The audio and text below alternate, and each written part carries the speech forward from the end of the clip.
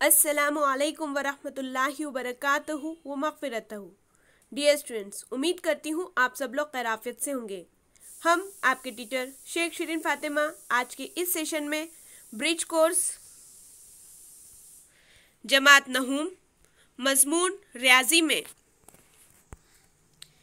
नातिक़ अदद rational numbers इस topic को डिस्कस करेंगे इंशाअल्लाह। आज ब्रिज कोर्स का 9th डे है। अब तक हमने देखा तबई अदद, जिसमें गिनती के अदद होते हैं, जिन्हें गिनती के अदद भी कहा जाता है। 1, 2, 3, 4 से लेके लामहदूद अदद तबई अदद में शामिल होते हैं। मुकम्मल अदद, मुकम्मल अदद में सिफर के साथ साथ तमाम तबई अदद का शुमार होता है। सिफर 1, 2, 3, 4 से लेके लामहदूद ये अदद होते हैं। सही आदाद, सही आदाद में तबई आदाद का, मुकम्मल आदाद का और मनफी आदाद का शुमार होता है। इसमें मुस्बत आदाद भी लामहदूद होते हैं, मनफी आदाद भी लामहदूद होते हैं। नातिक़ आदाद, जिसमें हमें सिफर भी दिख रहा है, तबई आदाद भी दिख रहे, सही आदाद भी दिख रहे और साथ में यहाँ पे कसर की शक्ल वाले अदद भी दिख रहे हैं। ये नातिक़ अदद, इसकी तारीफ यहाँ हम देखेंगे। m/n की सूरत वाले अदद को नातिक़ अदद कहते हैं। आप तो जानते हो m/n ये कसर की शक्ल होती है, जिसमें m शुमार कुनिंदा है, n नसब नुमा है। यहाँ m और n सही आदाद होते हैं। ये दोनों सही आदाद होंगे, चाहे वो मुस्बत रहने दो या मनफी रहने दो। ठीक है, मतलब मुस्बत अदद भी हो सकता है, उसमें सिफर का भी शुमार हो सकता है और मनफी अदद भी हो सकते हैं। दोनों भी m और n सही आदाद होते हैं। लेकिन n, ये जो n है, गैर सिफर सही आदाद होगा। मतलब यहाँ पर वो मुस्बत n की जगह, n की प्लेस पर मुस्बत अदद होगा या फिर मनफी अदद होगा, लेकिन सिफर वहाँ नहीं होगा। वहाँ पर n गैर सिफर सही अदद होगा। अब हम क्या जानते हैं? हम ये जानते हैं कि दो नातिक़ आदाद के दरमियान बेशुमार नातिक़ अदद होते हैं। चलिए आगे देखते हैं। इसके यहाँ पर ये एक डायग्राम आपको दिख रही है, जिसके अंदर ये बताया गया है कि तमाम तबई अदद यानी नेचुरल नंबर्स का शुमार होता है मुकम्मल आदाद यानी होल नंबर में। हम क्या जानते हैं? 1, 2, 3, 4 से लेके लामहदूद इन्फिनाइट ये तबई आदाद है। होल नंबर भी तो वही है, सिर्फ होल नंबर के अंदर सिफर एक एडिशनल है। तो सिफर के साथ साथ तबई अदद का शुमार मुकम्मल अदद के अंदर यानी होल नंबर के अंदर होता है।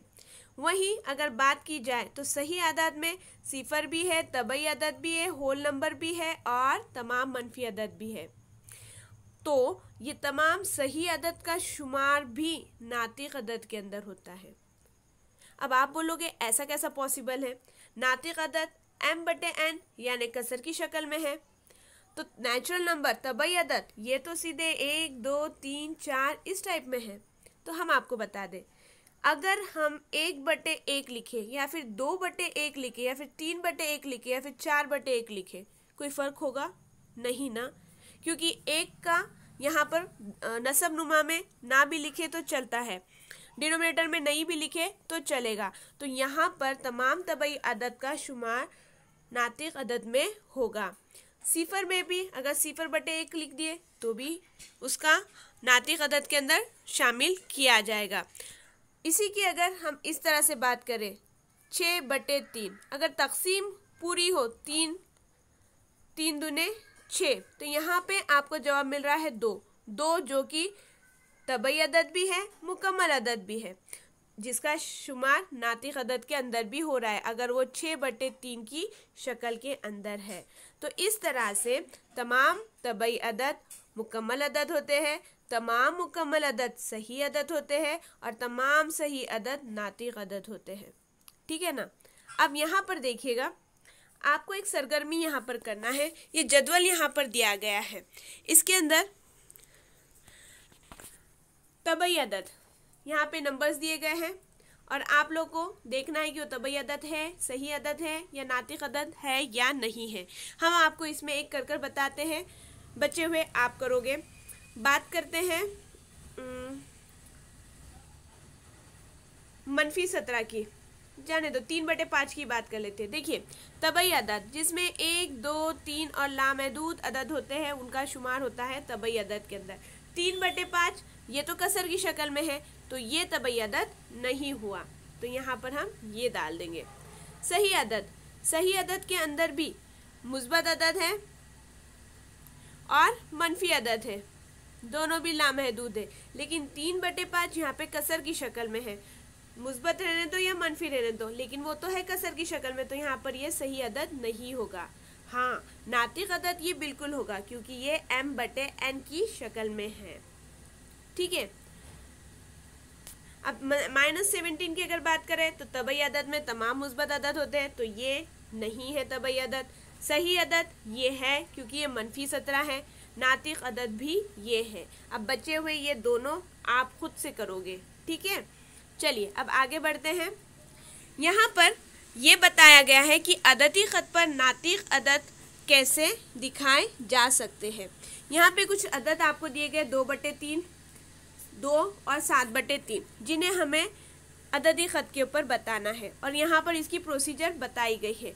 कहा यह गया है कि पहले दोनों का मुआवजा कर देना पूरे अदद का, उसके बाद 0 से लेके 1 के बीच में उनको डिस्ट्रीब्यूट करना, अच्छे से तकसीम करके उनकी प्लेस अलॉट करना और फिर इकाई फासले को देखकर उस पर अदद लिखना। ये तमाम बात यहाँ पर दी गई है, ये आप खुद से पढ़ेंगे और इसको हम एक एग्जाम्पल के ज़रिए आपको समझाते हैं। ये है आपकी अददी ख़त। ठीक है, हम इसको इस तरह से लिख देते हैं। चलिए पहले तो हम आपको समझाते हैं। सपोज़ यहाँ पर हमें अदद दिए गए हैं 2/4, -3/4 और 5/4। ठीक है, ये अदद आपको यहाँ पर दिए गए हैं और कहा गया है कि इसको हम अददी ख़त पर बताएं। तो ऐसे वक्त आप क्या करोगे, एक और ले लेते हैं सिंपल वाला, जहाँ पर हम देखेंगे सिर्फ वो लोगों ने 1 दिया है। ठीक है ना। अब देखिएगा, पहले तो सबसे पहले हम वहाँ पर 0 लिख लेंगे, दूसरा वहाँ पर लिख लेंगे 1 और ये साइड में लिख लेंगे -1। उसके बाद हम कंपेयर करेंगे डिनोमिनेटर को, रसम नुमा को। सबके बीच नीचे 4 है। ठीक है, अभी इसको बाद में देखेंगे, पहले इनको ही देख लेते हैं। सबके नीचे 4 है, इसका मतलब ये जो सेक्शन है, ये सेक्शन को हम 4 से 4 हिस्से करेंगे, 1, 2, 3 और 4। यहाँ पर भी हम 4 हिस्से कर लेते हैं, 1, 2, 3, 4। ठीक है, अब यहाँ पर 4 हिस्से किए गए, इसलिए हम नसब नुमा में आसानी से 4 लिख सकते हैं।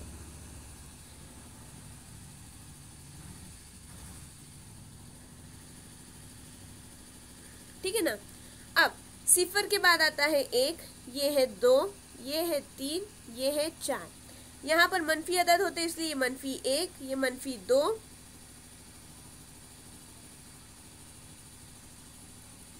-1, ये -2, ये -3 और ये -4। ठीक है, उम्मीद करती हूँ ये आपको समझ में आ रहा होगा। अब देखिए ये पॉइंट 2/4, 2/4 ये यहाँ पर दिख रहा है आपको, हम यहाँ पर नाम दे देंगे A। ठीक है, ये पॉइंट आपका यहाँ पे आ चुका है। -3/4 ये यहाँ पर है, इसको हम नाम दे देंगे पॉइंट B। अददी खत पर हम इसको बता चुके हैं। अब है 5/4, लेकिन यहाँ पे 2 ये भी मुस्बत है, 1/4, 2/4, 3/4, 4/4। अब यहाँ पर 5 के लिए हमें वापस से अदद को बढ़ाना होगा और 1 से लेके 2 के बीच में 4 हिस्से करने होंगे। वो आगे चला जाएगा, यहाँ पर आएगा 5/4। तो ये हो गया पॉइंट आपका C। अब बात हो रही है मुस्बत 1 की। मुस्बत 1, यहाँ पर आप देख रहे हो कि नसब नुमा में 4 है, 4 है, 4 है, तो यहाँ पर भी हमें 4 लाना होगा। कैसा ला सकते हैं? ज़रब कर कर। 1/4 से हम यहाँ ज़रब करेंगे तो यहाँ हमें मिला 1 मिनट। यहाँ पर एक नसब नुमा में हमें 4 लाना है, तो यहाँ जब हम नसब नुमा में लाने के लिए 4 से ज़रब कर रहे तो सेम अदद से हमें शुमार कुनिंदा में भी ज़रब करना होगा और हमें यहाँ मिलेगा 4/4। यहाँ पर मुस्बत 1 है इसलिए यहाँ पर आएगा पॉइंट डी नाम इसे हम दे देंगे। उम्मीद करती हूँ ये आपको समझ में आ गया होगा। इस तरह से आप सबसे पहले नसब नुमा को देखोगे। नसब नुमा अगर सेम है तो वहाँ पर 0 से लेके 1 के बीच में उतना डिस्ट्रीब्यूट करोगे, उतना हिस्से बांटोगे और फिर वहाँ पर अदद लिखोगे, नातिक अदद लिखोगे, मनफी की अलामत मुस्बत की अलामत देखोगे। और अगर डिनोमिनेटर अलग है, नसब नुमा अलग है, तो वहाँ पर आप ज़रब कर कर अमल कर कर वहाँ पे वो डिनोमिनेटर लाने की कोशिश करेंगे और फिर उसको अदद के ऊपर बताएंगे। इसी तरह से आपको ये मश्क यहाँ पर हल करना है। ठीक है, 2/5 मनफी 3/5 मनफी 7/4 7/5 4/5, ये तो आसान है। अब ये इसमें आप थोड़ा कंफ्यूज हो गए तो हम आपको ये वाला बता देते हैं। देखिए यहाँ पे है मनफी 2, यहाँ पर भी 5, यहाँ पर भी 5, यहाँ पर भी 5, यहाँ पर भी 5, मतलब हमें डिनोमिनेटर में लाना है 5। अब उसके लिए जब हम नसब नुमा को 5 से ज़रब करें तो वहाँ पर हमें शुमार कुनिंदा को भी 5 से ज़रब करना पड़ेगा, क्योंकि 5 5 कट होकर वहाँ पर 1 आएगा और मनफी 2 मिलेगा। तो इस तरह से यहाँ पे 5 दूने 10 यानी मनफी 10/5 आया। तो आप अददी ख़त पर मनफी 2 की जगह पर मनफी 10/5 इस तरह से हिस्सा कर कर अदद पॉइंट को नाम देकर वहाँ पे मनफी 2 लिखेंगे। और ये वाला जैसा हमने मनफी 2 का समझाया उसी तरह से आप 3 का खुद से कर कर सॉल्व करोगे। अगर किसी तरह की कोई प्रॉब्लम है तो बिल्कुल पूछिएगा। जज़ाकल्लाह खैरन कसीरा। अल्लाह हाफिज़।